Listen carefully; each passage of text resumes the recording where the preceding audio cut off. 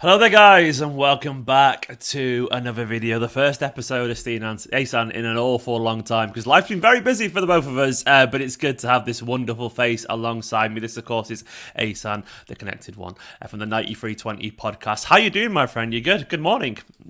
Good morning. It's afternoon here. How is it? Yeah, I've been lazy yeah. today. I'll be honest. Um, I'm good. I'm very good. I've had a very busy few months, but it's good to be busy, so I can't complain. Oh, good man. It's good. Anything exciting going on that you can share, or just cracking on with life and being busy with work? I'm I'm nearly done writing my TV show. I'm at that stage now where they are looking at shoot dates starting in February of next year, and it'll be like a 6 or an 8 month shoot. Oh, amazing. And so it's like the last. This is the last bit of the last bit. I mean, I've still got to write 4 episodes, but first I had to sit with the director and take all of his notes for the first 4 episodes that I wrote, and then rewrite those, and then move into episodes 5 to 8. So I'm at that stage now where I'm writing episodes 5 to 8. So, and that's like just a mad dream come true. So yeah, That's I can't mate. That's complain, insane. mate. That's absolutely insane. Bloody hell. That's yeah. What a fucking job, eh? You can't. You've just stepped right into that. And you're nailing it. Congrats, man. I can't wait. I can't wait to go sit and watch this. Just your show on TV together. I Hello as can't well to wait, mate. everyone who's joining from the City Extra. I think they've just done a live stream, so they're raiding the live comments here. Good to see you Come all. on, I would lads. say politely, don't spam for everyone else, of course. It's great to see you all. But obviously, big up to Joy and Lewis over there, absolute legends. Big good morning to everyone as well who's joining again. Morning, lads. It's adorable. The ASAM man, it's been a while. Lots has been going on since we chatted before the season started. Crazy stuff in the world of Manchester City. I'm going to ask you initially, just where are you at with the start of the season so far? So obviously, just to summarise, we're currently, let me get the Premier League table up so I can just double check it. We're currently sat in third, 2 points off the current leaders Chelsea, having of course played Chelsea, Liverpool, Leicester, Spurs, and so on. How are you feeling about the City start to the season so far?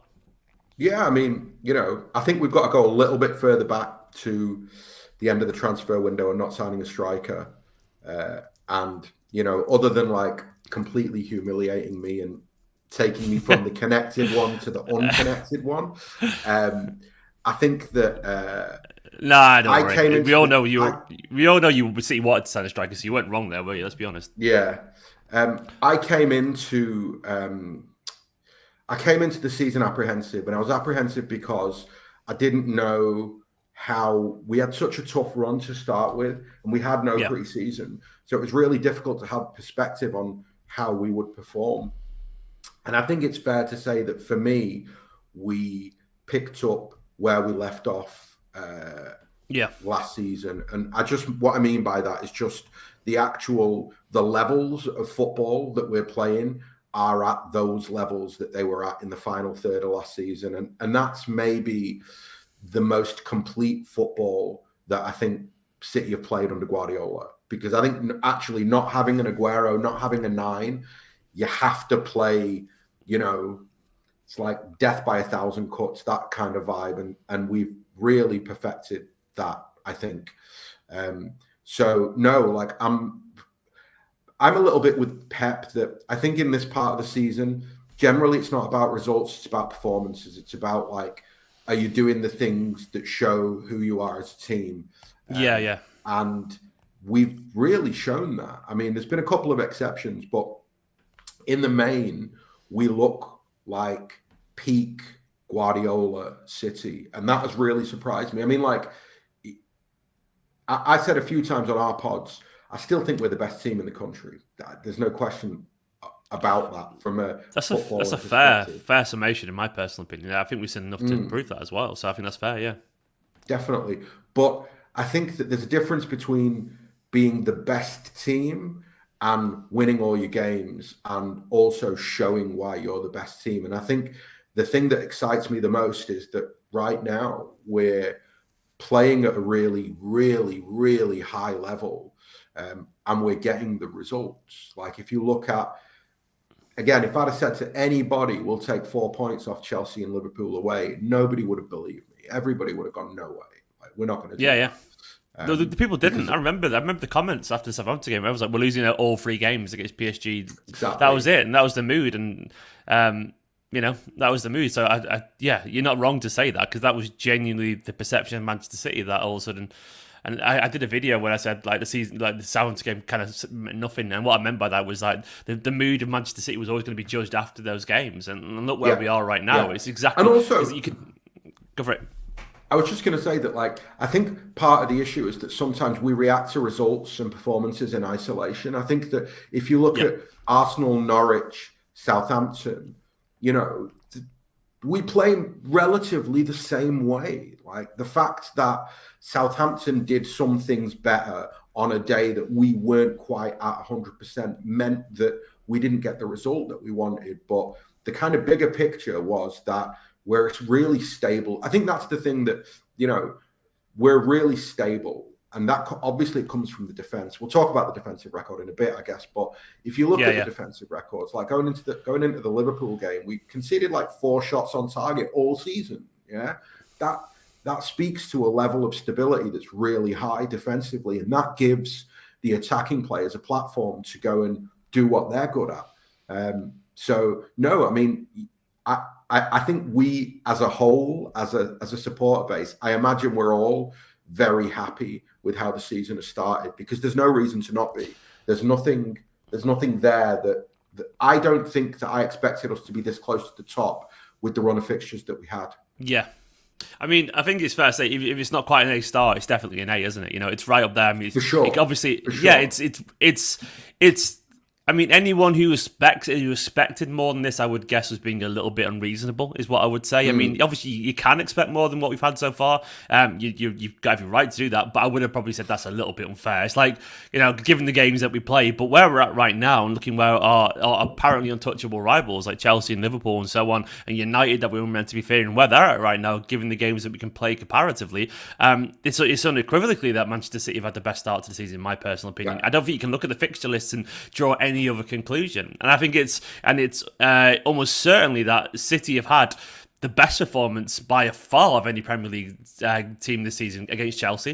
And I even think the first half against Liverpool as well, and probably the overall general vibe of the game against Liverpool, was still better than pretty much 99% of performances in the Premier League this season as well. So I think City have shown when they needed to, for what it's worth, and I think timing is always important when you make a point. I think timing is always really critical to how strong that punch lands. And I think the timing of the Manchester City's performances against Chelsea and against Liverpool, and even I guess the manner of the defeat against PSG, I put it in inverted commas because we lost, but it didn't feel like a loss. Even the manner of that one, the timing of that for me is.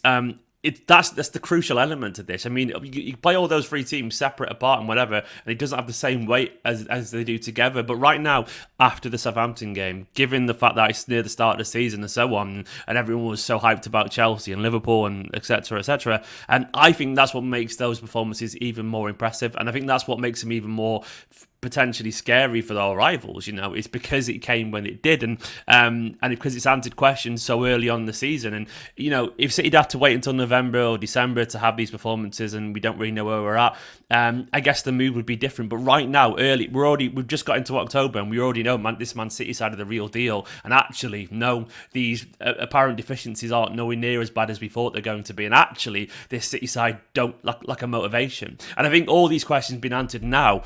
That has to be scary for Chelsea. It has to be scary for Liverpool. And that, to me, is more powerful than beating those teams separately over the course of the season. I think right now, we needed to put the fear in at the start of the season. And I do think we have done that. And that's why, personally, as a City fan, I'm in a really good place. Because I feel like it's just exactly what I needed from this week. And it's weird that I'm saying this after a draw, defeat, and a victory. Only 4 points from 9 games. But that says it all. That says it all, in my opinion, as well. That City fans are disencouraged and that Guardiola is encouraged from only 4 points from 9 games. I think that says it all, really, because we know actually we're better than these sides, and I really believe that. And there's a power to that I'm buzzing for, man. And you're right; it's built on that defensive stability. Let's talk a little bit about that. To put it simply, it's been sensational. I mean, obviously, we conceded a couple of goals against Liverpool. I honestly don't think you can do much for the Salah goal. I know it sounds crazy. You can, but you can't at the same time. It's just a moment of sheer inspiration. Sometimes you have to stand back and go, that's a great goal. Yeah, and I I agree. think even the first one, I think that when you play against opposition who have deadly quality, like Liverpool have, you can be perfect and you can still concede a goal. So Yeah. in that sense, it's not really about conceding the goal; it's about how you react to the goal. And I think maybe that is something that people have questioned a lot. This City side going behind and how they Yeah. cope with going behind. And I think part of it is actually structural. It's systemic. It's playing with a false nine. It's about patience, yeah, and it becomes even more important that you show that patience after you go a goal behind. And I think sometimes the emotions take over after you go a goal behind, and you lose a little bit. You stop doing what you're good at. And I think against Liverpool, we showed a mentality. I mean, let's not forget, Anfield was full, right? So Yeah. apparently, we can't get a result there because of their crowd. Um, I felt like we handled the occasion and the stadium better than Liverpool did. I don't think they handled the occasion or the situation at all well. They took the lead and conceded within 10 minutes both Do you feel times. like they'll feel deflated from that game, Liverpool? Because I think they will. 100%. I think they massively will. I think genuinely their confidence will be shot with that. I think it's telling that around the kind of Liverpool supporter media, there was this narrative after the game that when a player as good as Salah scores a goal as good as he does, that you shouldn't really worry about the result or look at I think the quote was, sometimes you've just got to enjoy the moment, right? And I think that Yeah. speaks volumes, because I suspect they know privately it'll be difficult to stop. I think City have to have bad injuries or they have to fall off a cliff. Something has to happen for City to not carry on in the manner that they are, because they look like a team who have proven to themselves in this period of games that they're ready to win this title again. And I imagine that everybody was looking at City going, well, they didn't buy a striker.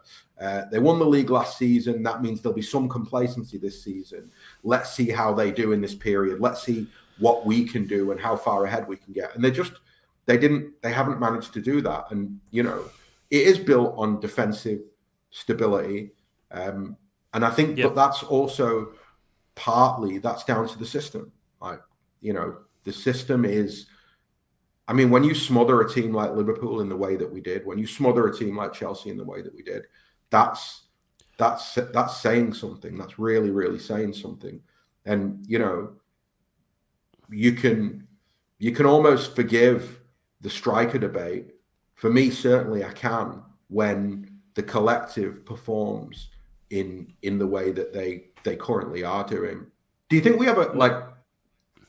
I was going to ask you, do you think we have a goals problem? Like it's hard to judge because obviously we do five against Arsenal, we do five against Norwich, yeah. But then we have the 0-0 against Southampton. We only get the one against Chelsea. We do two against Liverpool, but we were losing both times. Like, where's the line for you in terms of our goal scoring? I guess the way I would approach that is unpack the question in terms of what problem means in terms of who Manchester City are. I mean, I guess, do we like a little bit of clinicalness up front? Yes. Do I think it'll cost us a lot? Probably no. I guess that's the point I'm making. Is it a weaker area compared to our more brilliant areas in the team? Yes, but is it still better than 90% of the teams in the league? Probably, yeah. And is it enough to get us through and make us win the league? I think also yes, at the same time. So I guess, you can have a problem, but will it impact the team in a negative way that's really going to frustrate me? That bit for me is up to debate, and I think we've shown that already, because ultimately we do probably waste chances here and there, and I think we know that. I think we also probably need to be a little bit realistic. This idea that even if we signed a striker, we wouldn't waste chances is also nonsense. Every team wastes chances. We did it with Aguero. I remember City being Every wasteful with chance won't Aguero. So no, but I guess the point I'm making really here. And of course, we would probably score, maybe one or two more in those games. That's almost certain.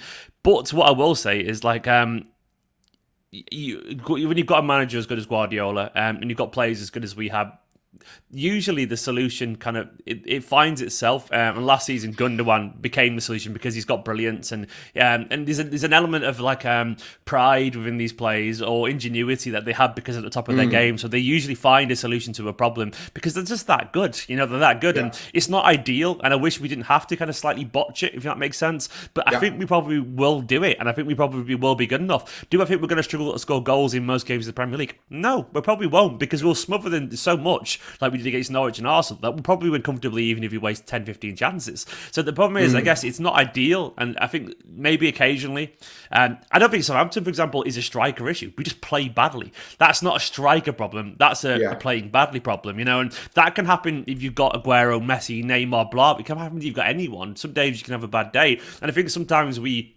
look for a reason when we have a performance against Southampton for the problem.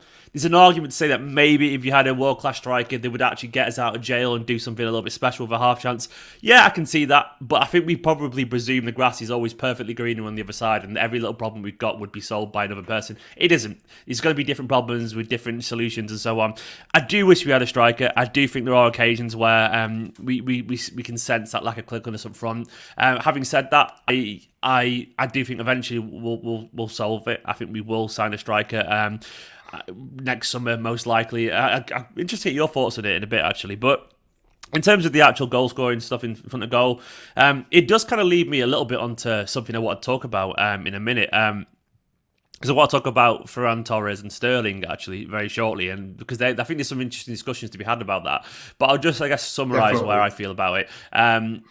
Yes, I do think we probably need a striker. Having said that, I think if we played Sterling or Ferran through the middle against Chelsea or whatever, I don't think we would have been capable of the performance that we put in. I think that was very much everyone. Maybe Sterling to an extent because his work rate would be the same. But I do think we forget that you can't just mix and match plays and expect the same level of performance or the same kind of performance. And I do think what Guardiola put against Chelsea, every player played his role perfectly. Every player was absolutely committed, and you can't just switch that guy out and expect the same, for whoever. So, but essentially, I think my final thought on that really is, yeah, we've got a problem there, but it's still a tiny problem, and I guess most teams would kill to have that problem with the quality that we've got. And look, Chelsea's problem is that they couldn't even control the ball against us or create a single chance. I'd rather have our situation in a big game like that, where we can actually control the whole game, make a bunch of chances, and probably get one in, than actually just be really submissive, barely get a touch, and not even create a single shot on goal. So I would rather have our problem in that instance.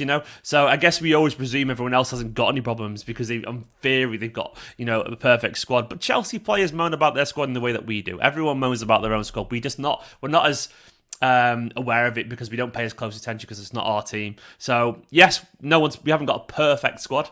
No, because I think there is a gap there. But will it matter? I don't think it will. I think you probably could be okay. But that's my personal opinion. I'd love to know yours, man, actually. I'd love to know yours and where you stand on that as well, actually. I mean, what's your take on the performance in front of goal so far? I don't mind if it's absolutely the opposite of me for what it's worth. I'm not going to tell you you're wrong. I'm just curious to see what you think as well. I mean, I think we've done as well as we did last season. And that is to say that, I don't expect Sterling to finish like Harry Kane. I don't expect anybody in the squad to finish like Harry Kane.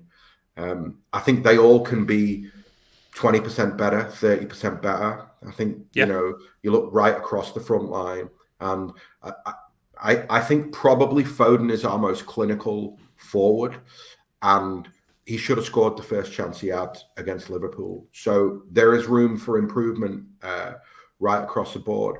But I said when the season began, and I said it after the window closed, that we can win the Premier League without a striker. We did it last season, and whilst everybody was trumpeting the fact that supporters being back in the ground would massively change the dynamic, I never believed that, because we're not an emotional team. We don't play on emotion, so it doesn't really matter to us what is going on in the stands. So I felt we could win the league anyway. I think where the difference could and probably will tell will be in the Champions League. I think you have a lot less chances in the Champions League, and you have to be a lot more clinical. And even there, you need a little bit of luck, right? I mean, we beat Paris and we beat Dortmund on the way to the Champions League final last season without a striker. So even to say we can't win the Champions League without a striker is not, it's not accurate. I just think it'll be harder to do it without a number 9. Yeah, I think moments of magic don't really matter in the Champions League. I think moments of a little bit, they just seem to do. Yeah, a little bit. But also, I think that Torres will be better. I think that Sterling can be better. I think that Foden will be better. So I don't. It's almost something. It's almost impossible to judge right now, because we could be sat here in 4 months' time, and Ferran Torres has got 20 league goals, right? And we're going, whoa, where did that come from? You don't know. The point is that there's so much talent right throughout the squad that it's hard to write anybody off, or it's hard to write any outcome off right now. That's not to say we're not fucking profligate in front of goal. Of course we are. I mean, we miss way too many chances. But that's almost like it's a small complaint. And the reason it's a small complaint is because I've watched plenty of Premier League football this season. And once again, the overall standard is pretty dross, and you don't see that many chances in games. And, you know, I said after Chelsea beat somebody 1-0 a few weeks ago, and everybody, like football Twitter, just decided to hand them the Premier League trophy. And I was like, are you watching the game? Is anybody actually watching these games? Or are people just like reacting off results and off a transfer window? Because I watched the game and they were shy. I said, they're not that good. They play really negative football, and they don't look that solid defensively. They just haven't looked. I mean, you know, Spurs cut through them in the first half without scoring a goal. Villa cut through them in the first half without scoring a goal. They're not, the balance isn't right. So, you know, I think the brilliance of what Guardiola does is that I think we forget, or maybe it's a little bit of just feeling need to say something or do something as fans, and it's our own egos. We all do it, and I do it. Of course, I sit on videos every day and do this. But I think we forget that Pep's totally privy to our problems. Of course he is. Do you think it's any coincidence that we're so solid defensively, given the fact that we've got that wastefulness in front of goal? Pep is absolutely 1,000,000,000% aware that we're wasteful in front of goal. Of course he is. So being the pragmatist and the fucking incredible manager he is, you're damn right. You make sure as a result of that, okay, we're not going to score loads of goals. We're fucking damn right we're not going to concede many at the same time. And of course he would try and improve the defence, but it becomes more of a pressing issue, no pun intended, but genuinely more of an important issue that we don't concede goals. And I don't think it's any coincidence whatsoever that we've gotten so good defensively around a time when we essentially needed to, because we don't quite maybe always score as much goals as we should do in games, which is crazy to think about, given the fact that we probably will, as Dean said in the comments, probably will start to end up the leading scorers in the league this season. I wouldn't be surprised at all. But I do think that's I think we forget that. I think we think, well, Pep's fine with it. I think why doesn't Pep try and sign a striker? Why doesn't Pep do this? Of course he fucking does. Do you really think he was happy about not signing, and not you, of course, Ahsan, I mean in general to people saying this, do you really think he wasn't happy about signing a striker? Do you really think he doesn't want an absolute bastard in front of goal? You're damn right he does. You're damn right he does. But right now, he's not stupid. He's not, like, he's a pragmatist. He will do exactly what's required. To get the victories, given the squad that he's got, in a way that actually, if anyone else was given the same squad, and I mean Tuchel, Klopp, or whatever, fantastic managers, I don't think they could get the same out of it. And I mean that not in a biased sense, but I do think he's one of the only people who could probably do what he's done over the past year and a half to anywhere near the level in terms of taking the squad that he's got with essentially no recognised striker really, and being this goddamn successful. And I think that's what makes Guardiola so brilliant. At the same time, just because we're playing this way and we haven't got a striker, it doesn't mean we're all right with it. And yeah, people may have legitimate complaints about the transfer team for not getting his players in, but that's not a Pep problem, man. That isn't a Pep's issue. Pep definitely does not approve of that. So I guess what I'm trying to say is we can moan about all the striker situation a lot, but we can moan about Ferran, which we'll get to in a second as well. But ultimately, Pep's doing what he thinks is going to win the games, and he's more often than not right. He's pretty much always right, in fact. So I guess what I'm trying to say is sometimes we take a step back and go, well, they're aware of the problems. They're doing the best they can, and pretty much always it is the best we can do. So like, I guess it's maybe being calmer and patient. Go on. I think also, so I think the defensive solidity is connected to not having a striker, in the sense that I think the false nine system of playing with a midfielder in that position, particularly like when you play Phil there, or you play Bernardo there, or you play KDB there, right? That affords you almost total control of the entire pitch, because you're not bothered about the centre backs. The centre backs can have the football. You're going to press everybody else whenever they try and get the ball, and you're going to win the ball back, and you're just going to keep the ball, right? And then you'll carve a chance out. When we sign a striker and we play with a striker, we will be less solid defensively, right? We will be more susceptible to the counter attack. Like these, guaranteed these things will happen. And it's not because the players have got worse, but it's because, it's like a sliding scale. It's like a reaction has a reaction. So your false nine, it might give you might feel like you are a little bit less of a goal threat, but it gives you more control. And because it gives you more control, you're less susceptible defensively. And I think that, on the balance of things, I like the false nine a lot. Like I don't have I want a number 9 in the squad because we need a number 9 in the squad. It goes without saying, but I don't have an issue with the false 9. Like I think it's more about, for me, it's more about personnel. For me, it's more about, without being critical of Pep, like Guardiola rotates in a way that's fucking brutal for the players. And you look at interviews with any of the players, they'll tell you, like, players, they want to know what position they're going to play in so they can get better in that position. And if you're moving players around from game to game, they're not perfecting any of those positions, even if they're learning all of them. So I think a little bit of where the false 9 has been a bit of an issue is just the level of rotation. I think that, if there was not even a Messi, but like if they, if he nailed his colours to the mast and he went, Ferran Torres is going to be my false 9, and he's going to play every game between now and the end of the season, Torres would just get better and better and better as he learned that position. And the same would apply more or less to any player.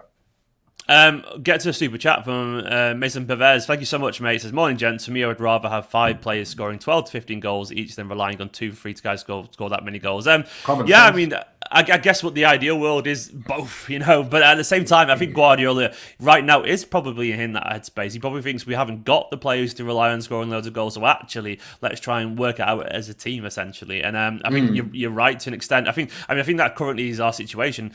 Pep will still want these players. He'll want Grealish, Foden, Mahrez, so on. But, De Bruyne, he'll want them contributing 10 plus goals. A couple will definitely get there. I think there's room for improvement in some of them as well. But I think, it's a totally valid point, mate. And thank you so much for the super chat as well. I really want to talk about Ferran Torres. I won't give my take on it yet until I've heard yours. But I want to know how you feel about, for one, Ferran Torres' performances this season, the current game time situation with him, and how you think the rest of the season will go for Ferran. I was a bit critical of Pep last week. I felt as though Ferran had done really well at the start of the season and looked a better player, and then it felt as though he was sort of taken out of the team. But having reflected upon it, I feel as though I feel as though Guardiola opted for control over goals. Chelsea, Paris, Liverpool. I think those 3 games he's gone. I think the thing with Ferran is that Ferran is a master of running in behind. And whenever he's played, he showed the instincts of a poacher, of a real number 9, in that he makes those runs that you got to be a forward, a striker to make those runs. And he makes them so regularly that he can feel a little bit anonymous in certain moments of matches. You feel as though he kind of disappears, but that's because he's doing something nobody else in the forward line does, is that he's not running back towards the halfway line. He's constantly running in behind the defenders. And that's what I was talking about earlier, about the idea of the false 9 affording more control. I think we'd have had less control against Chelsea, less control against Paris, and less control against Liverpool if we'd have played with Ferran. Because his natural game and what he's good at is finishing and running in behind. So it's almost, somebody said to me, or maybe we said it in a WhatsApp chat, or was said in the last 24 hours, nailed on, he starts against Burnley. And I do. 100%. I kind of feel like that. I feel like for sure he's going to start against Burnley. So I think he's been, I think he's really, really, really impressive as a player, and he's getting better. And last season, I had a moment of going, I wonder if he'll make it at City. I think he'll make it at City now. I think, I think we're kind of, the direction of travel is that he needs another year like this under Pep. And I expect this time next year, whoever the number 9 is that they sign, he'll be wanting to fight with that guy for a starting berth. And he'll have, I think the only thing a little bit he lacks is a little bit of physicality. I think in the Premier League, that's the only thing that I've noticed is a couple of times he's lost a ball where a grown-ass man or Liam Delap won't lose that ball because they're bigger and they're stronger and they're a bit more aggressive. Here's a question for you. Here's a question for you. No, I agree for it as well, 100%. But I'm going to because if Gabriel Jesus or Sergio Aguero had the same goal scoring record that Ferran Torres had this season, would they be starting in these games? And my personal opinion is I think they would be. And but I know what you think in the games that we just talked about. So those two players, if they'd had, that feels like a loaded question because it is, but it is. I'm just curious. But players are different, right? So, firstly, Jesus, no, he wouldn't because he's scored goals and been taken out of the team immediately by Pep. That's not Pep's done that to him. He's done the same thing to Jesus that he's doing to Torres. Aguero, no chance. But Aguero was special. Like Aguero was a guy who was so special that's why he became our go-to number 9. So I don't think Ferran's been. I had a moment of feeling like he'd been hard done by, but that again is because I'm emotional and I'm a supporter and I see the lad doing well. Actually, I want him to do because I think you think this is loaded in a different way. I'm not loading this in a negative way in terms of he should be in the team. And what I'm saying is actually, I guess the point I'm making is that I think. Maybe not Jesus now, but 2-3 years ago when we were all quite excited by Jesus, if he'd had those performances and scored those goals, I 100% think he'd be playing in at least starting 1 or 2 of those games. I think he would as a striker a couple of years back, and I definitely think Aguero would be, as you said, because Aguero is special. Now, I guess the conclusion I'm making there, if Guardiola, despite that goal-scoring record, still isn't starting Ferran in those games, you're right, it could simply be tactical, but also I do think there's an element of still, he thinks there is something about Ferran that needs to improve. That is my genuine, honest conclusion. Oh, for sure. Sure. And I think, I can literally imagine Guardiola, I said this on Twitter last night because I was thinking about it after seeing his goals for Spain, which are really good goals once again, just strikers finishes. But yeah, they're lovely finishes, just instinctive, brilliant Aguero, essentially. I'm not even just exaggerating there. They are just pure strikers finishes.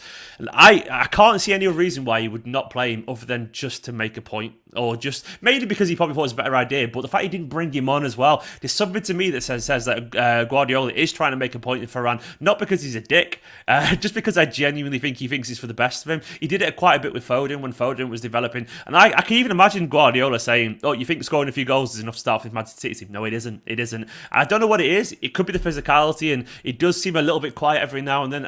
You don't get the impression yet, and I'm not sure if this is fair or not, but it doesn't feel this way, and I'm going off my gut instincts, Dave, even if that's not fair, but it doesn't feel like Ferran would fight for his life for a game, if that makes sense. And I'm not saying if that's fair or not, but it's just a perception where he feels a little bit there, but not always there, and that could be because of his runs and his playing style. But I think Guardiola isn't 100% confident of him yet as someone that he trusts to be ultra effective in games that matters. That's probably, it could be a little bit undeserved. It could be that it's just that's inevitable. It could be that's just. I just think Guardiola feels that way because I think otherwise he will be playing. And I don't think that's a negative. I think it's more that he sees him as a young player. He's developing into this role that probably needs occasional times out to see actually this is a level that we're getting to, and you actually have to be able to be part of a team performance of that quality against Chelsea. I don't think it's a negative thing. I think it's more of just a developmental thing. And actually, he will play against Burnley. I think he will do. And I think the way they'll see it is a few games out on the sideline. Look what they've been doing. This is also what I want from you in terms of that work rate, that intensity, and so on. I honestly don't feel it as a negative. I feel like it's just part of his development, and that's where I think. So, do you what is it? What do you think was harsh? I think that's harsh. What I mean by that is when you say Pep doesn't trust him, you don't play back-to-back games for Guardiola unless you're trusted. So that's the I first probably thing. meant comparatively. I probably meant in terms of like the quality. You trust the quality of Foden more than not that he doesn't trust Ferran. I guess that's really harsh. No, he probably comes across badly. I mean, there'll be a hierarchy of players that he thinks are probably better or more likely to do a certain job in a certain game better. If that makes sense. I think Pep's in a really tricky position. I think he's in a really tricky position because he's obviously decided Sterling isn't going to play wide anymore, right? So Sterling is more or less going to play through the middle. So that means that whenever he picks Ferran ahead of Sterling, he's got a little bit of an issue building there behind the scenes. Squad happiness is really important. You're absolutely right. There's a hierarchy, right? And Ferran will be below Sterling in that hierarchy. I guess that I feel that this is not something that is. I would never frame this in the way that you framed it, which is that he's saying to him, "Oh, you scored a few goals. You think that's enough?" Not at all, actually. I just think that it's a. I don't mean literally, by the way. I meant more in terms of the message. If that makes sense. I don't think. I get that. But even that, I don't think that Ferran Torres needs to be sent a message about his place in the squad, either positively or negatively, because I think that Pep's a bit more practical than that. I think that ultimately he will look at each game and go, what's the best way for me? He's, we know this. He's obsessive. So he will go, what's the best way for me to win this game? And he'll pick a team accordingly. I just think that where maybe something has changed and Ferran will be the victim of that is that we tried with Jesus and we tried with Aguero we had with Aguero to play with a 9, right? Ultimately, Gabriel Jesus, he was meant to be a 9. And what I mean by a 9, just a goal scorer, the guy who's on the end of the chance. Aguero's replacement, essentially. Yeah, exactly. And when that didn't happen, we've had to, Pep's had to come up with the false 9 and score goals in a different way. And we're getting to the stage where we've perfected that, or we're getting close to perfecting it. So the the dynamic of the whole squad shifts for me, how they prepare for games, how they view games. It shifts because you're now the 9 thing is almost a different thing because, like I say, when you put a 9 in, and when I'm talking about Ferran here, you give up something further back. You give up a little bit of control. You give up something that you have if you put Bernardo there, or you put Foden there, or you put KDB there. And so I just don't think it's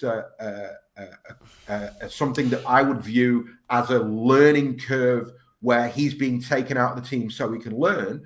I think that they really trust him. They really rate him. They just feel that he needs to develop more before he can lead the line in the biggest moments. No, I agree. And I guess the point I was making earlier was like, at the same time, I think Guardiola would happily make that sacrifice in terms of losing more control if it was Aguero. For example, Aguero's best. I guess the point I'm making really overall is that I just don't think Pep thinks he's that level yet, and there's nothing wrong with that. And I think that's fine. I think of course he rates him. He's in the club and he plays him, and I don't think there's a single player in this club that he doesn't rate. He's at that level. Who has said that he's at that level?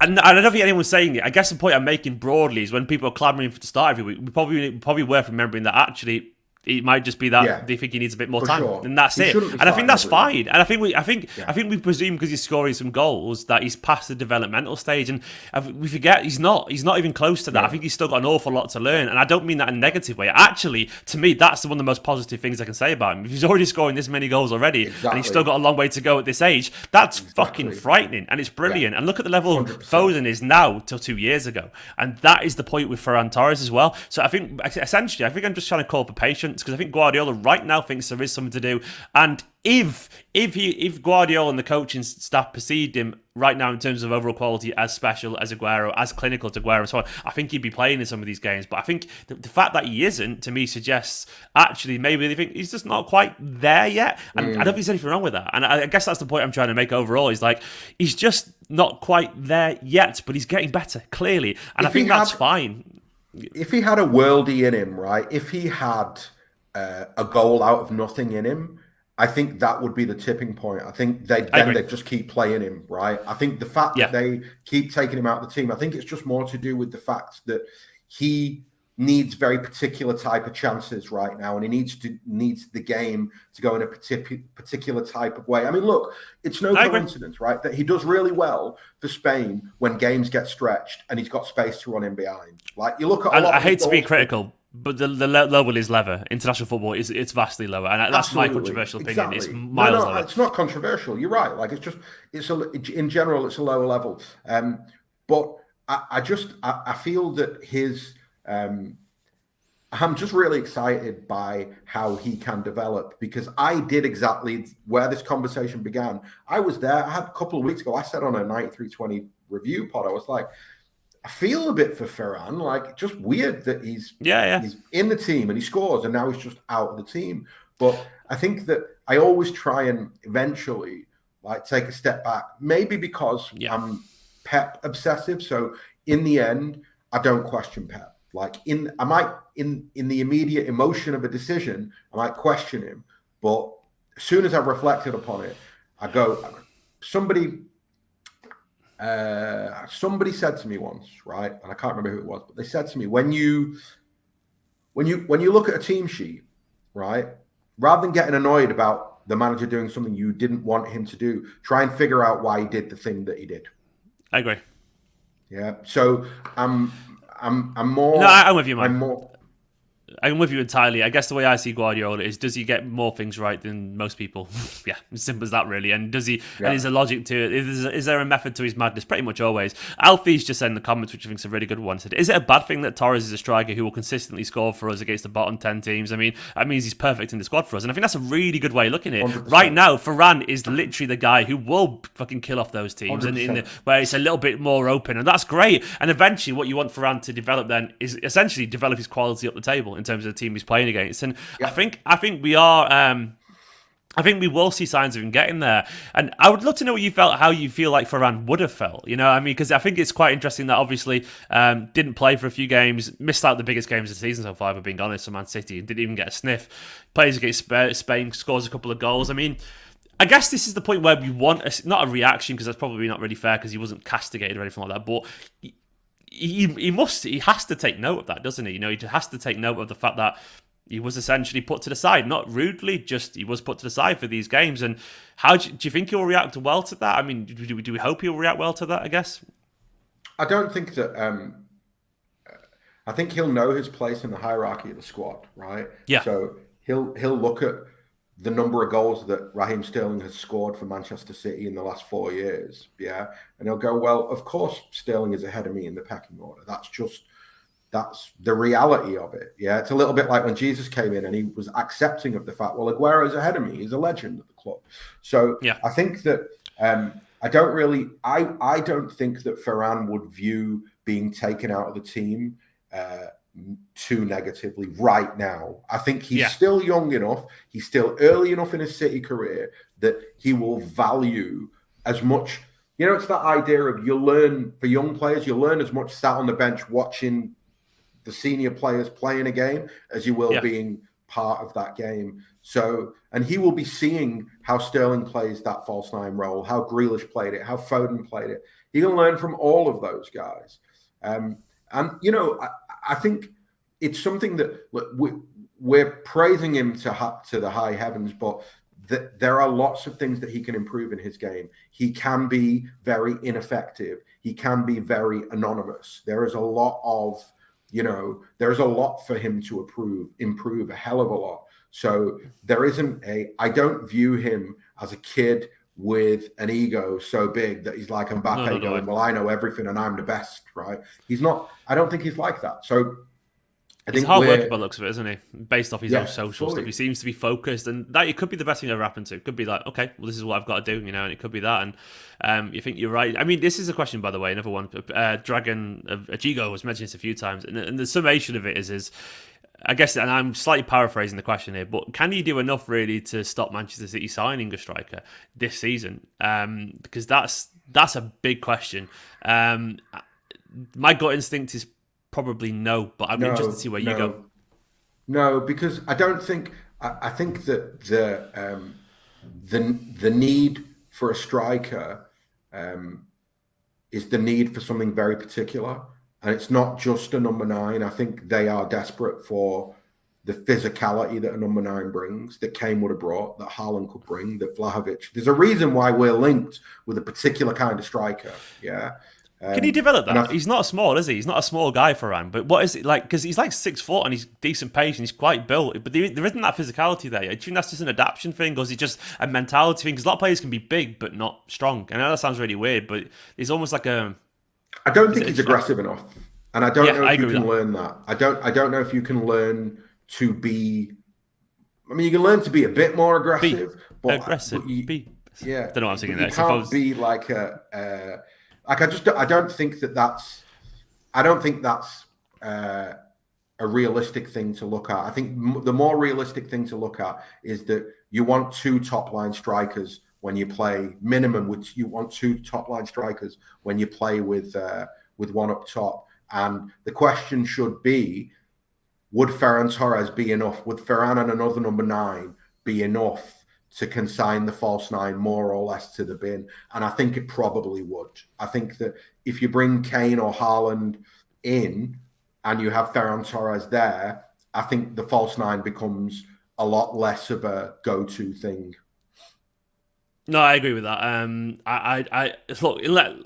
I mean, it's stupid saying knowing anything with football, but I think my genuine gut instinct is that he probably can't. I mean, it's possible. He could just have some moment he clicks and he could score 30 odd goals. And I'm not going to rule anything out, because anything's possible until it isn't. And who knows, man? He might have a breakthrough game where he comes off the bench, scores a hat trick against one of the big teams, and all of a sudden plays against Liverpool, then scores again. And you never know. Something could click. But I do think that it's a little bit unrealistic to expect him to be able to solve the striking problems here, because I don't think City would just trust him anyway. And Delap still, he looks a while off due to his injuries, unfortunately. And I do think City have just got their eyes on solving a problem that they perceive anyway. Like, one striker isn't enough, and they're not going to trust a kid in Delap, are they? So I think ultimately City will go for a striker.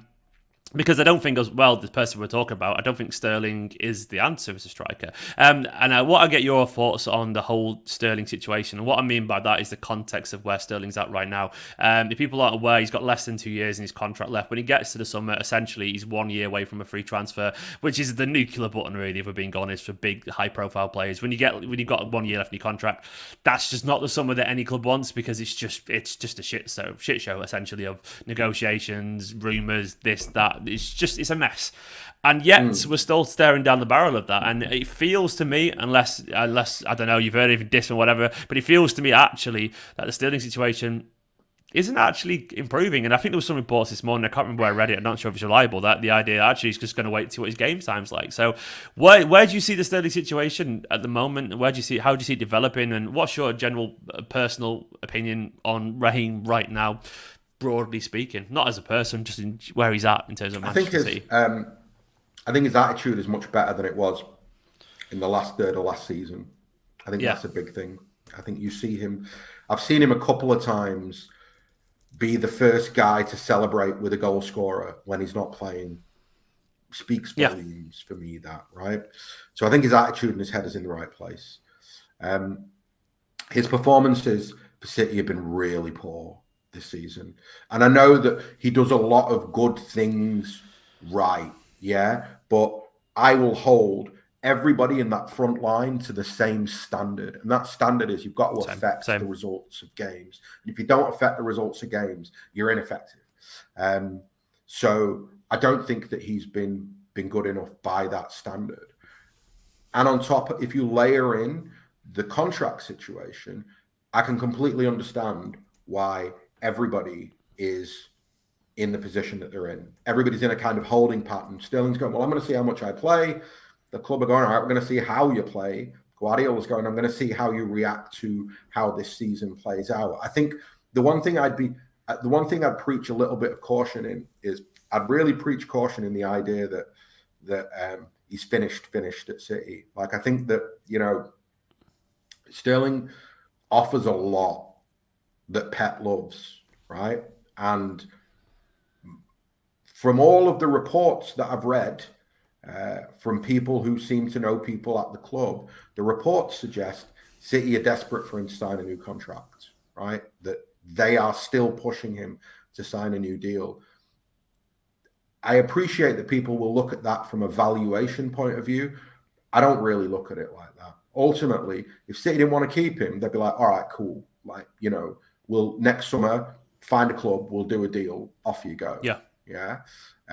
So I suspect that they are desperate to keep him in the squad, but I suspect that he's looking at it and going, well, he's a kid who wants to play, and he wants to play as much as he can.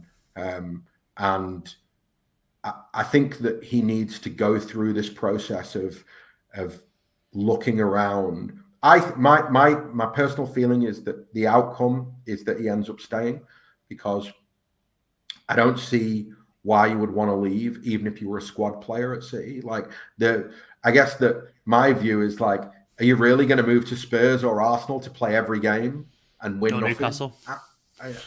Yeah. I mean, like, well, I don't see that. I think that where I would preach a little bit of caution is, Sterling. Chelsea could go for Sterling. Chelsea could definitely. He's exactly the type of player that they could go for, and they could pay his wages, and they could probably convince him. I think that he has a very high reputation and a very high value outside of the City bubble. So this idea that, I mean, for me, every step for him will be a step down, just because I think City are the best team in the world and the best run club in the world. But with a year left on his deal, I can see everybody having a sniff. When I say everybody, I mean literally Bayern, Juve, Real, Barcelona, PSG, everybody. I can see everybody sniffing that out because he's got a year left on his deal. So I don't think that he's my hope, and I hope it's the hope of everybody that's watching this, is that he finds enough form for Pep to begin to play him more, to resolve the contractual situation. Because losing Sterling from the squad is something that you've massively got to replace. Yeah. And you look at Mahrez's age, and you look at his contract situation, and I'm kind of looking at it going, I'd yard Mahrez. Like, don't want to upset the Mahrez fanboys, but just because of his age, like, I'd be more than happy to sell that guy next summer and bring somebody younger in. But with Sterling, I'd be really cautious of wanting to lose him. I think the Mahrez thing is interesting, because we are looking, depending on how people feel about these players, there is a potential minor problem, large problem brewing in terms of, Sterling is getting his contract's running down. Mahrez is getting older. These players, Gundogan's getting a little bit older. KDB is getting a little. There's issues potentially arising, and it's just the natural cycle of football, of course. But you can't lose all these players at once. I'm not saying we're going to lose all these at once, but I guess the point I'm making is, like, you have to manage that transition. And I mean, going back to like Sterling's actual form, I mean, I was just looking at the stats, and we all know Sterling's form isn't great, but sometimes I think you probably need to look at the Stark stats as well, and they show, like, and his game isn't just goals. I'm aware of that. I would never dive down into I would never summarize a player just by the goal or contributions, but it is quite striking. When I was just looking, and it was like 17, 18, 23 goals in 46. That's one every two. 25 in 51, one every two the season after. 32 in 52 the season after that. That's more than one every two. Last season, 14 in 49, and he has one goal in 10 games this season. Now, I know obviously a lot of them have been substitute appearances, but there's a clear and notable decline in his output there. And I'm not saying his game is all about that, but there was times even during at his very best where his touch slightly eluded him, was a little bit wasteful in front of goal, but no one cared because he was bagging 25, 30 goals a season, and ultimately his output was more than worth it because his movement was fantastic and he was getting those chances. And right now, I mean, that is a decline. Sterling it's can't a play without decline. a striker. Sterling can't play without a striker. I mean, I don't want to be blunt about it. I'm sure that Guardiola and the coaches know it. Sterling can't play without a striker. Yeah. Why do you think that is?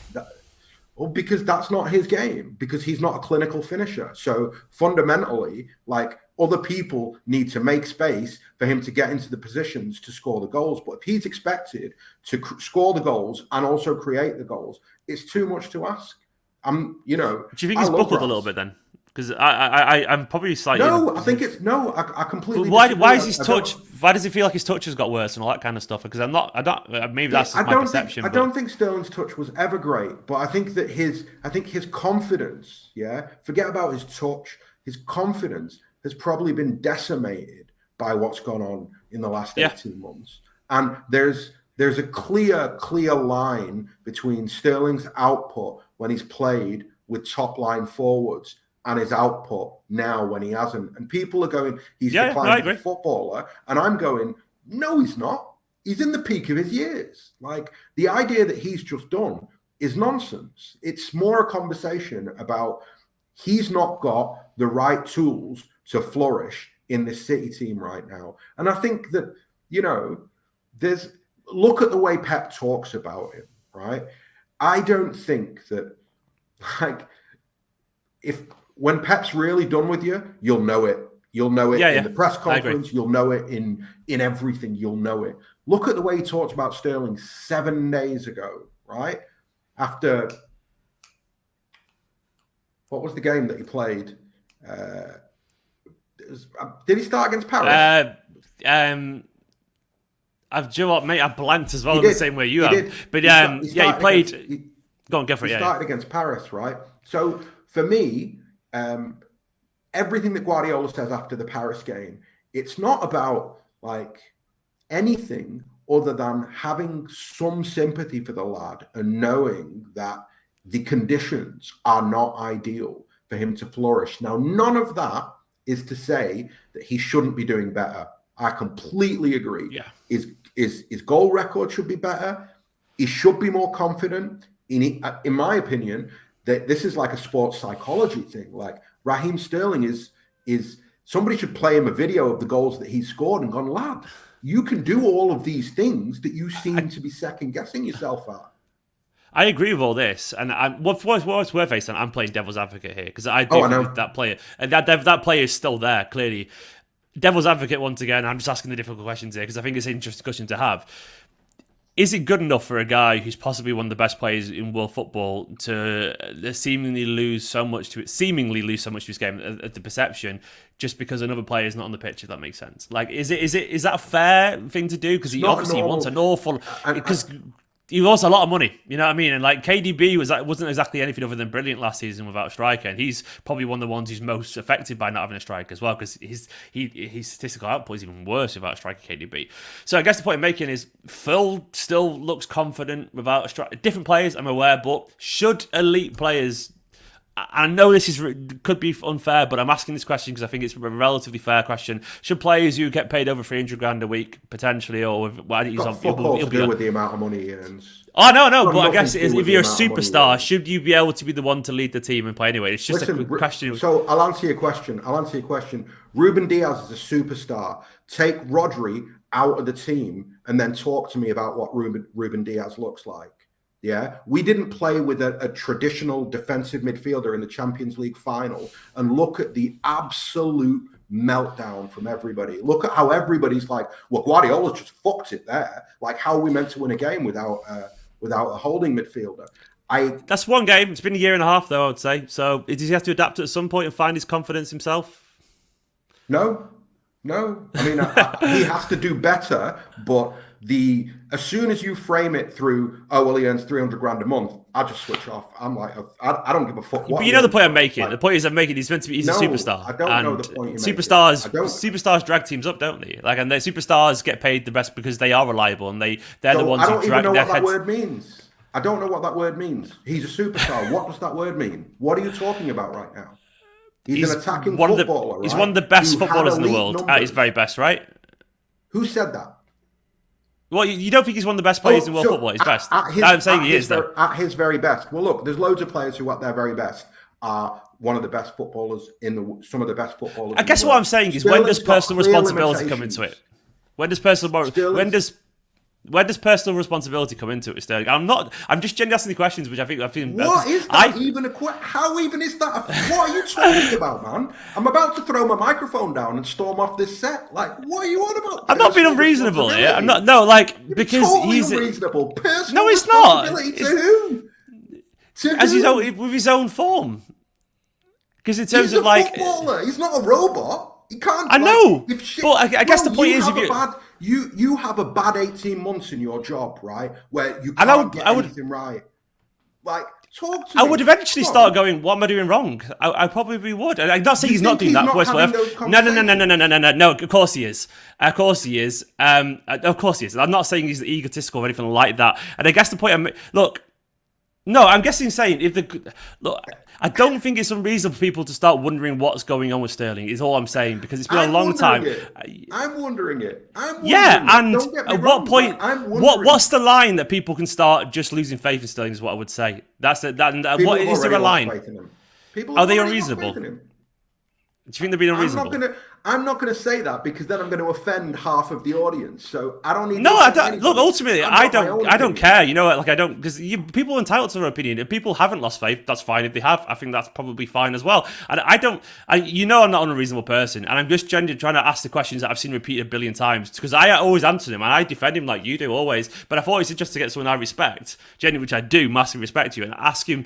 Because I'm really interested to see, because it is an issue. The Sterling thing is a massive issue. Like, it really is, isn't it? Actually, it isn't. So, hold on. So, this season, we're a better team without Sterling in the team. And we have enough players to play in the positions that he would normally play in. For City, that's fine. Is that not concerning for Sterling, though? Is that not really concerning? Because he was indispensable for a long time for Pep. He was the number one guy, wasn't he? Played him every single game, Bro, you're just stating the obvious now. Of course, it's concerning for him as a guy, but I have empathy for him, because I look at him and I go, wow, there are some footballing reasons why you can't be at your best in this team.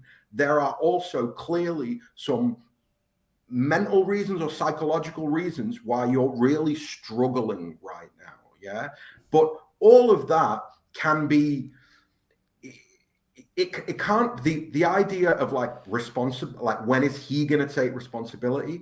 That's just a very I didn't say that entirely. Thing to say. I didn't say he has to take full responsibility. So it's easy to get lost in conversation. When will he take responsibility? No, I said, is there an element of personal responsibility? Is the wording I said, which is what I mean by that is is a little bit because obviously he looked a bit sulky last year, which is fine because he was upset and he's losing form, but. Is there any more Guardiola can do? To be effective, this team is what it is now. It's a false nine team, and buy him a fucking striker. They spent the whole summer desperately trying to get a striker. They know what the problem is. This is what I mean. So when I said to you before, look at what Pep said after the game last week. They know. They don't want him walking out the door for free or on a cheap, yeah, because they know how talented he is. And so you think it's entirely a system thing? Entirely a system thing? It's not entirely a system thing, but it began over there. And because he's not a, how do I say it? He's a confidence player in the worst possible way. I agree entirely. That, he doesn't so Phil Foden is the opposite of Raheem Sterling, yeah, in that Phil is the bigger the pressure, the bigger the responsibility. I'm going to be a bad man about it, yeah. I'll be ice cold about it, and I'll do it. And it's like anything in life, right? The more that you succeed at something, the more confident that you become. And I think for Sterling right now, he's had more or less, by his standards, he's had 18 months of failure, weekly failure, and it's becoming terminal. And I'm grateful that we have a squad deep enough that we can carry him right now. Yeah, I feel for him in that he doesn't have a number 9.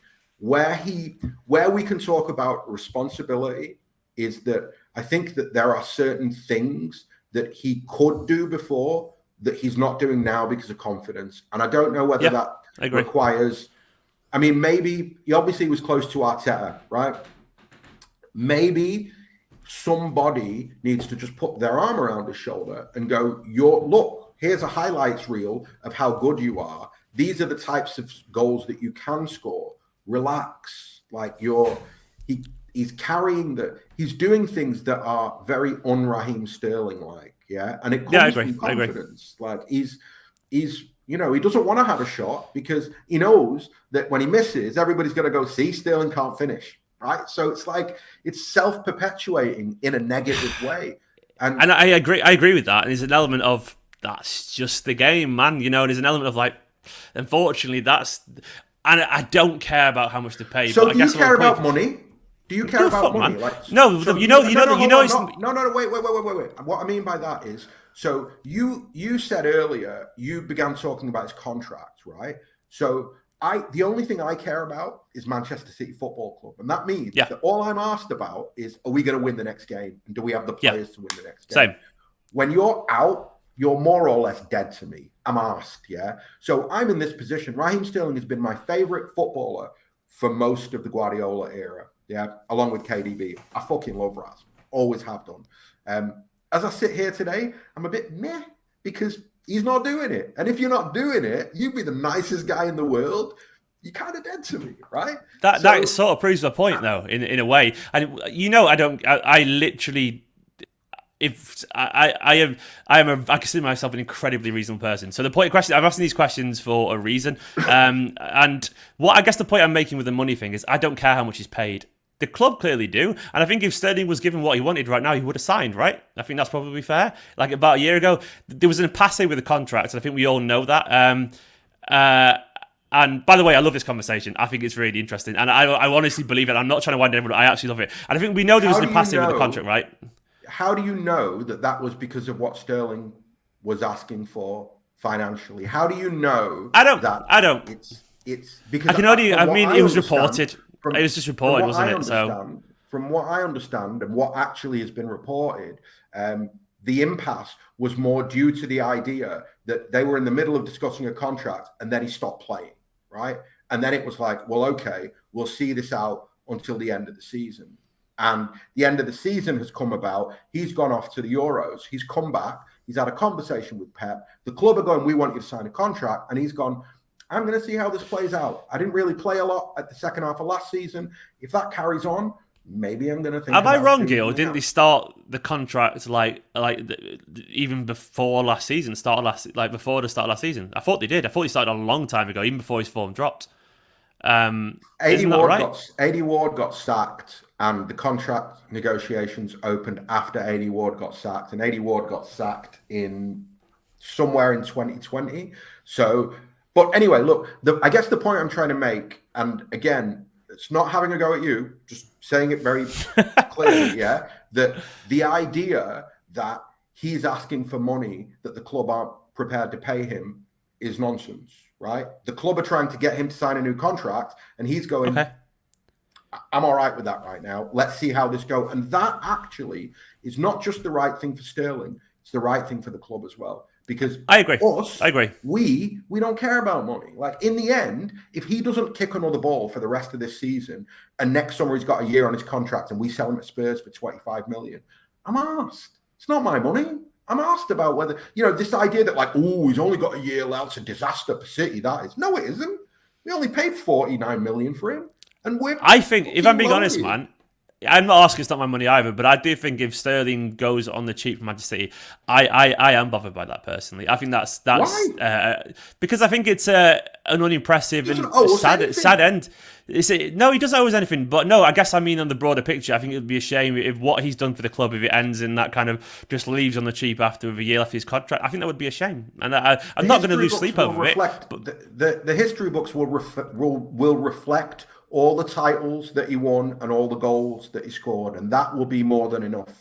There's no, in football, there are no happy endings. We are conditioned by Vincent Kompany, David Silva, and Sergio, and even Sergio Aguero didn't feel like a happy ending. We have been doing it with happy endings, though, with Zabra and Fixer. No, you're right. I guess the point is, but ultimately, I guess the point I'm making, it would just be, I feel like it'd just be a bit of a shame. We'll move on from it, of course, but it would be like, Sterling meant a lot for a long time, and it just would be, it got out of a whimper, and I feel like I just wouldn't like it, and that it doesn't matter. It doesn't matter what I think in that instance. And when I meant the money thing, and I wasn't even talking about my opinion. The thing I see parroted a lot, and I guess you're right if Sterling isn't asking for a lot of money, and if it isn't about money. The only thing I meant by that is that some people, whether we agree or not, would see the highest paid players as the ones that shouldn't necessarily. I choose my words because I don't believe this, but who would perceive the highest paid players as the ones that you shouldn't probably perform for a year and a half, and you should be able to rely on them to lead the team. Not sure if that's right or not, but I guess that's the argument people are making when they talk about the money. Which I don't think is a totally unreasonable viewpoint. I'm aware it's circumstantial, and I guess that was the only point really there. And I do think we probably... I think I agree with the strikers. I've said the same thing, that he's definitely better of a striker. I think it's gone past the point where... Not past the point fully, and I think he would get better, but I think there's gone to this point where it's got a bit awkward now, in terms of like... I think his performances have got a bit to the point where, like, it's been a long time, this no striker thing now. It's been a genuinely long time, and I don't know if he's capable of adapting his game to that or not.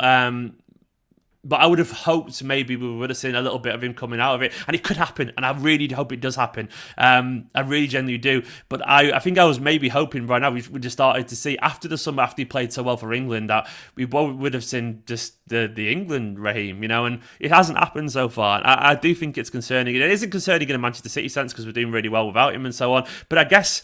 I hate that sentence, that we are doing kind of well roughly without him, you know, and that's a little bit reductive maybe, but it's without him compared to what we used to have with him, if that makes sense, compared to his own previous input levels and so on. And I think the Sterling issue is only, I think it's going to drag on. And I ultimately, I don't have a strong opinion in Manchester City winning games, and I'm really happy with the season so far. And as collective, what we put in, I'm happy with how it's gone. And that's the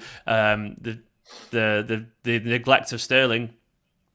Ultimately, I'm with you. I don't really care as long as City winning games, but I do think yeah, and I'm with that. But I guess when we discuss individual players, you only got to look at their own circumstances. And I think Manchester City are a better side with a confident and informed Sterling. And I've been trying to get the bottom of it. Is it good enough that it's entirely because we haven't got a striker that Sterling's fallen where it is? Which I think is a probably fair question. I've not said once that the whole thing can be put on the fact that we've not got a striker.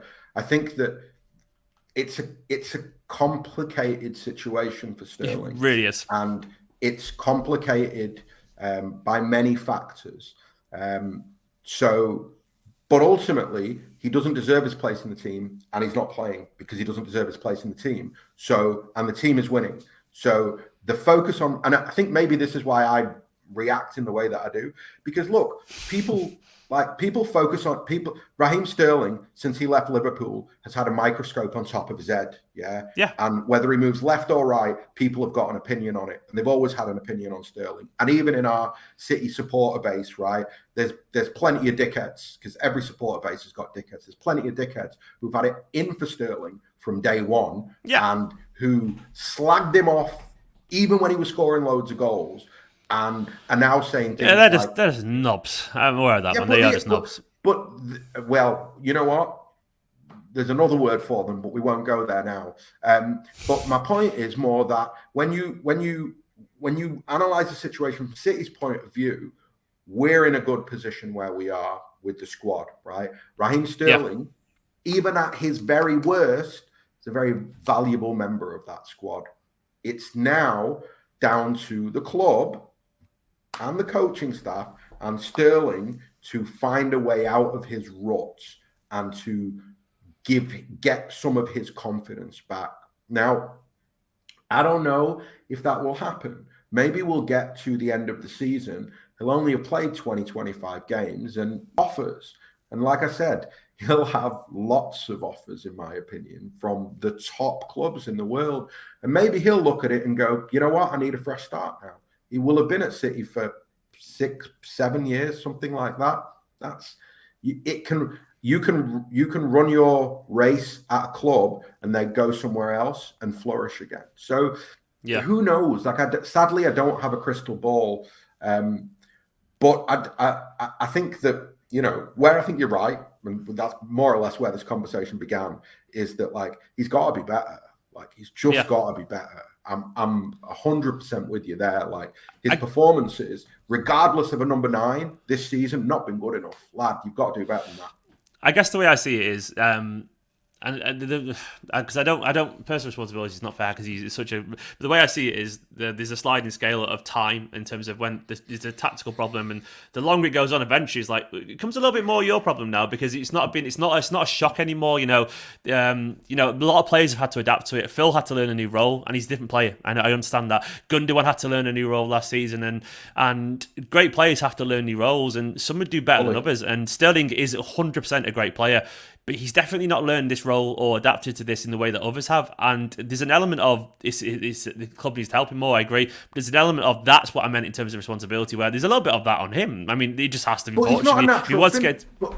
No, he's not. He's not a natural finisher. So I think that even that, the way you've just characterised it, it's a bit unfair. And the reason it's a bit he wasn't playing as a striker last season, though. In fact, he was playing on the left, and his form was pretty poor last season. Absolutely. But this season, particularly, when you look at his performances as a false nine, for me, he does everything right. He just can't finish, right? So it's almost redundant, because it's like, if you do all of those things, then you get into the position you can't finish it. Yeah, that's not good enough, because ultimately, no, I agree. And I thought put the ball in the back of the net. No, I don't think he should be a striker. I don't think he's even close to a striker. I think I thought he was pretty decent the other day when he came on. I do agree with that, and I think there's elements to his game. I think he had one. I can't remember if it was against, but I remember he had a game early on in the season where he had a genuine stinker, where he was like literally everything, the ball bounced off him constantly. And I think the Sterling thing's interesting because it's so divisive, and I think for a long time it shouldn't have been divisive. It was just absolutely brilliant. And I guess the only reason I'm broaching this now is because I think there's been enough time to have this conversation. I didn't think it was fair to have it after half a season or even a season. But no, we're a season after a good Euros into the start of the season where his form is so notably different to that of England, and it could be positional, it could be whatever. But I think it's the point where we've reached a situation where less than 2 years in his contract, it's just, I think it's a relative talking point where reasonably we've got that situation now where we're like, well, he's Sterling, he's not a kid, and I think we can have this conversation about where he's at. And you said earlier the word terminal, nearly terminal, and I think that's even telling, that we're even saying that, because that is it's a mad word to say in relation to Sterling, but that's where we're at, and that's what I mean. They were saying, that's a concern. I mean, it's for Sterling. Well, it is, but it's a concern for him. But ultimately, he will have to make his career choices. Like there's a litany of players, right, who look like they're done in one place, and they go somewhere else, and it's like, oh wow, he wasn't finished at all. That's just football. Like in fact, it's not even football. It's life. Like you can be shit at one place where you do your job, and then you get out of there and you get a new boss and you get a new spring in your step, and suddenly you're amazing. Yeah. And I know all about that, man, and you know all about that almost certainly, and that's how it goes. I guess the only thing I'm wanting is like I think I'm just I wanted to chat about this with someone I respect for a long time, because I was fascinated to see your thoughts on it, and for me, my simple thing is, he's not fully confident, and I think that affects your happiness a little bit. And I think, unfortunately, he's going to have to. I don't think Guardiola's going to change to adapt to him, and I don't think that's a negative or a bad thing. It's just how he is, and I think Sterling's going to have to adapt to him. Unfortunately, he'll just leave, and that's why I think will happen. Maybe I think the best case scenario for us right now is his form improves a little bit, but ultimately we sign a striker. Sterling decides to see out his last season, of his contract, and then hopefully the striker comes that helps his form. He gets happy again. He scores a load of goals. He's happy, confident. He goes, "Fuck it, I'm going to stay." But I can't see that. I think if we get to the summer, we've got a real big question. And I think it'll be one or the other. I think that either he'll sign a new deal at the end of the season or they'll sell him. It's simple. It's a binary decision. I think for everybody involved. I don't think Sterling will want another year of uncertainty. I think that it will be what it will be. Have you got 10 more minutes, man? No, are you insane? It's like I've been on this for an hour and 20 I was minutes, gonna no, like, and honestly, I know I frustrated you, but honestly, I was just pushing the buttons intentionally because I wanted to know. Fire, yeah, because I don't, I'm not in the toxic in the slightest. Never have been. That's my thing, and I'd be an idiot to say that. But I was gonna say as quickly is like. Bernardo, because fucking hell, that man is absolutely on fire after last season. He was good last season, but don't get me wrong, but after the summer is what makes it really relevant. And do you think there's a small chance, of course there's a small chance, but do you think there's a chance that this season, with everything back how it is, life being a little bit better, he can travel again and all this kind of stuff, and he's playing in front of fans and he's playing some of the best football of his career, that he could stay? Yes. I think he might do. Pep's got 2 years left. Pep said 2 years ago or a year ago. He said 2 years ago. He said, for as long as I'm at this club, Bernardo Silva will be at this club, right? So I just my sneaky suspicion is that they offer him a pay rise at some point this season, and he goes, all right, I'll take it, and he signs another contract, because I feel as though, why would you want to leave? Like, Bernardo Silva is never going to have a better coach and a better team for him to show his best. And he's showing that. Why would you want to go to Atletico? Why would you want to go to La Liga? It's finished. Do you know what I mean? Why? It just makes no... I was baffled by his seeming really hard desire to want to leave in the summer. He wasn't happy, man. He just wasn't happy. He was happy. No, life, I think that, when we want to, we can make lots of excuses for footballers, right? And when we don't want to, we can go, but. So for me... I think I defended because I felt the same way. Like, if I was living in Ibiza, man, I'd be a lot happier. so I think it's one of those things where... you have to extend that courtesy to everybody in the squad then. You have to say that everybody's just lived through 2 years of lockdown. And if somebody's been shit for 2 years, that might be the reason. You know what? That's a totally fair thing. Ahsan, man, I fucking love this chat. It's been fiery, and I would recommend everyone go listen to the 9320 podcast. In fact, actually, now we did a raid at the start from City Extra, where they all came over here. I would want the exact same for 9320 pod because it's a fantastic thing with City fans. Go to our Twitter feed at 9320 pod. I'll put in a link now. Follow. And I want everyone to go and give it a follow now. You can see the link in the description. I put it like 10 times in the chat, so please go and click that and give it a follow because it's fantastic and it's passionate and they care about Manchester City in the way that we all do deeply. Did I get killed in the comments? No, you didn't, man. Did I get killed in the comments? Not at all. Not at all. I think it was. No, you didn't. Genuinely didn't. I think it was a really fair discussion, and it was emotional and passionate, and I love it. And like, I was asking the questions to you that I get asked every single fucking day in a live stream, and I thought that was relevant to ask it to you because I wanted someone else's opinion, and I was playing devil's advocate because I think some of these things eventually have a really fair point. Some of them eventually do, and I think time makes them more valuable. And I think there is a Sterling problem. How much the problem matters depends entirely where people care about the Sterling situation. But I do think that internally, Manchester City, they'll be like, he's an asset, and assets mean a lot to the club, and unfortunately we do have to balance the books, and unfortunately you might not want to admit it, but like, little things like if Sterling goes cheaper, maybe we'll see a 1% increase in season ticket prices, and this kind of stuff does happen, and that's how it is. So that's why it matters to the club, and it matters to to fans, and it matters to so on. And but I thought it was absolutely fascinating chat, man. And once again, everyone... We didn't even talk about Newcastle. We didn't even talk about the Newcastle takeover. We'll have to have... once that's announced, you'll have to bring me back. Do it again. I'm up for a chat and join the international work again because it's been absolutely cracking, and I've loved pushing your buttons. Actually, it's been really good fun. We've definitely had a good go-to head-to-head for a while, and I've enjoyed that. Ahsan, man, I'm gonna have a wonderful day. Go and follow the 9320 podcast, everyone. It's fantastic. I promise you. I swear down, it's brilliant. Steve, thank you very much. I appreciate the invite. Thank you very much. Mate, you woke me up today. I woke me up and I enjoyed that. So catch you in a bit, man. Guys, see you later, everyone. It's been wonderful. Like, comment, subscribe, all the usual stuff. I'll see you in a bit. See you later.